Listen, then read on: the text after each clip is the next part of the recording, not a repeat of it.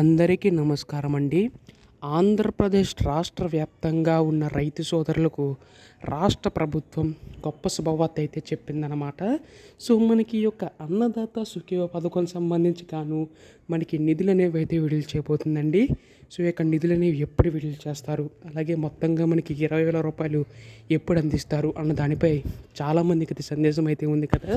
So, దీనికి సంబంధించి update ఏముంది, అలాగే దీనికి కావాల్సిన డాక్యుమెంట్స్ ఏంటి, అర్హతలు ఏంటి, ప్రతిదీ కూడా ఈ వీడియోలో తెలుసుకుందామండి. ముఖ్యంగా రైతన్నలందరూ కూడా చివరి వరకు అయితే చూడండి. అంతకంటే ముందు చాలామంది వీడియోని అయితే చూస్తున్నారు కానీ సబ్స్క్రైబ్ చేసుకోవడం లేదు.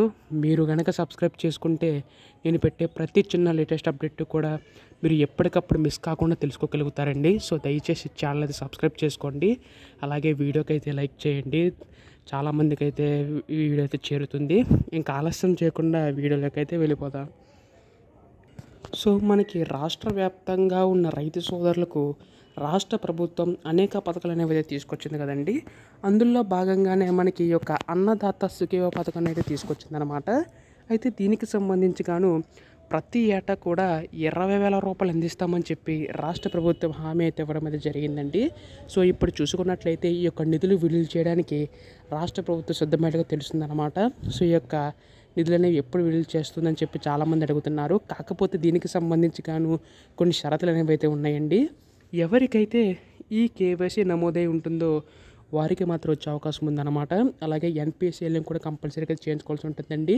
అంటే మీ యొక్క ఆధార్ కార్డు, ఫోన్ నెంబర్, అలాగే బ్యాంక్ అకౌంట్ లింకప్ చేయించుకోవాల్సి ఉంటుందని చాలామంది అడుగుతున్నారు. ఎందుకు పదే పదే చెప్తున్నారని చెప్పేసి.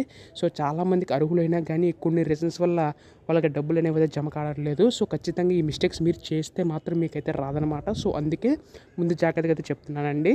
అలాగే కొన్ని షరతులు అనేవి అయితే ఉన్నాయన్నాను కదా. అవి ఏంటంటే మనకి 4 వీలర్ వెహికల్ ఉంటే వారికైతే రాదండి.